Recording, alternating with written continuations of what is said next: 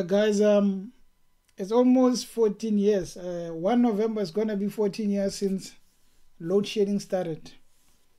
I think as a country we went through the worst. 1 November 2007. We are soon reaching 1 November 2021. Ironically, 1 November 2021 is the local elections. Ramaphosa declared that they should be holding the local election and it's going to be a holiday. But when you look at it, 14 years, same problem. We can't even resolve anything. We had people like Matsela Koko. We had Brian Molefe, the guy who went on press conference and cried tears. Jabu Mabuza. Now we have this white guy, what is his name? Rachas or something like that. No one is trying to solve the problem. They coming with the same bullshit every time. Now it's load shedding until Thursday. We don't know after this one we'll have another one. When they want to come up with load shedding, they talk about something like a generator has died or something like that.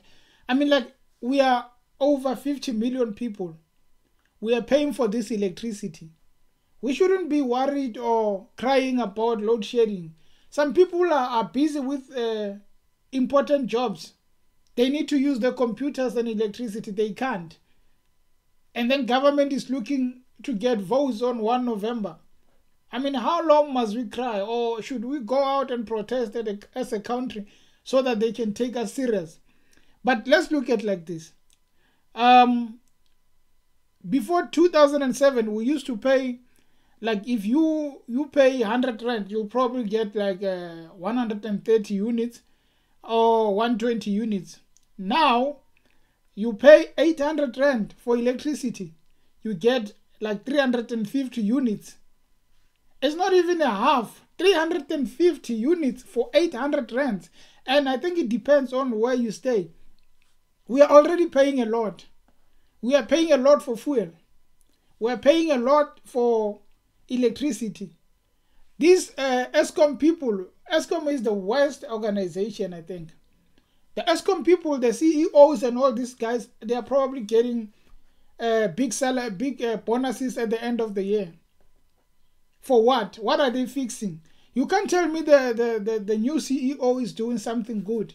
As much as we haven't had load shedding in a long time, maybe last year, but it's still a problem because he's not fixing it.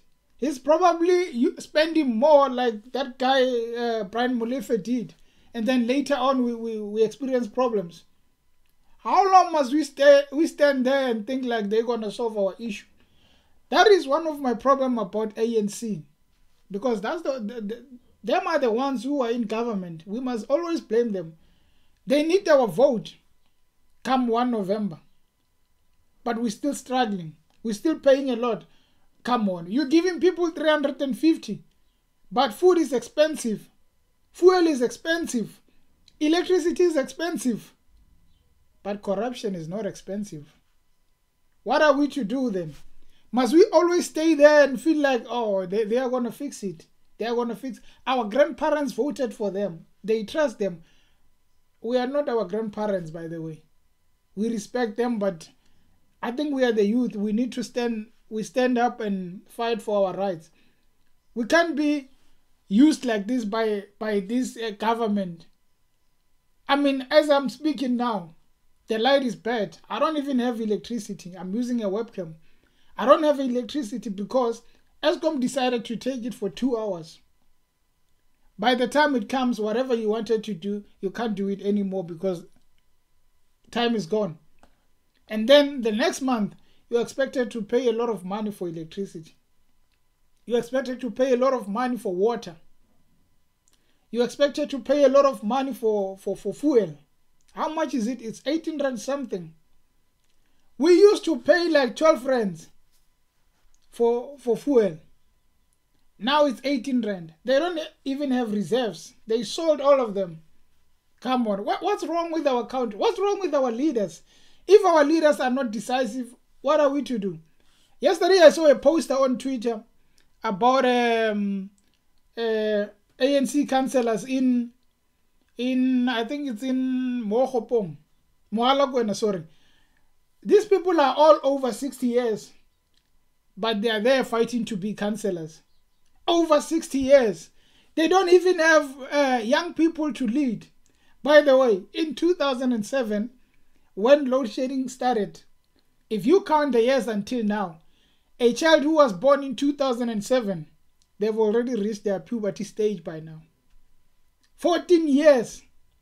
Same song. Load shedding. Same song.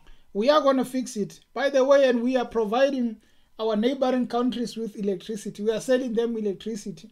They're probably not even suffering like we do. But then again, this is our government. We rather struggle and look good on other people's faces. We are buying faces. This country, this government is buying faces in order to look good. But then again, come 1 November, everyone is going to vote for ANC. Why should we not vote for ANC? They fought for our freedom. Mandela went to Robben Island for 27 years. How can we betray Mandela like that? How can we betray Zuma of Mkandla like that?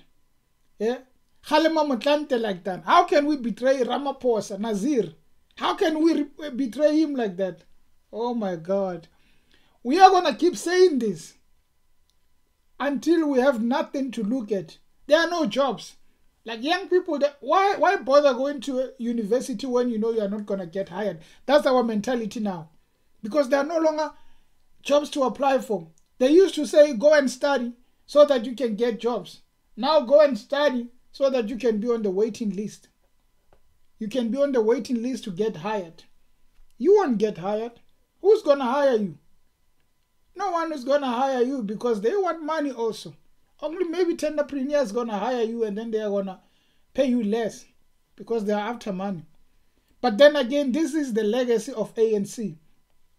What I know, it has been proven that once a movement comes and changes something, like ANC came and changed apartheid, there must be another movement in the later years that has to change the problems of ANC. ANC changed from apartheid and gave us freedom. We thank them for that. But then there must be a movement that changes from where ANC is to a better stage. If we keep on being like where we are now, I'm telling you, 27 years later after today, we are going to be worse than Zimbabwe. Because they keep eating that money. They keep sharing the money amongst themselves. You can't tell me an organization of over 100 years doesn't have youth to lead to lead them. We are depending on madalas, old people, someone who can just be hit by a heart attack while walking and then the next day is dead. Then who's the replacement? You take another old person and put them there. They get hit by heart attack again until you have no one. You're going to have to take cleaners or security guards because you don't have trust in young people. I don't know which party we can rely on, but definitely not the one that's been giving us electricity blackouts for 14 years. Man, come on. As much as it's not an easy solution, but we got tired of waiting. We got tired of waiting on the bus stop. While the bus is not coming, we might as well walk ourselves to town. But then how do you walk yourself? By coming together maybe, or by looking at the alternative.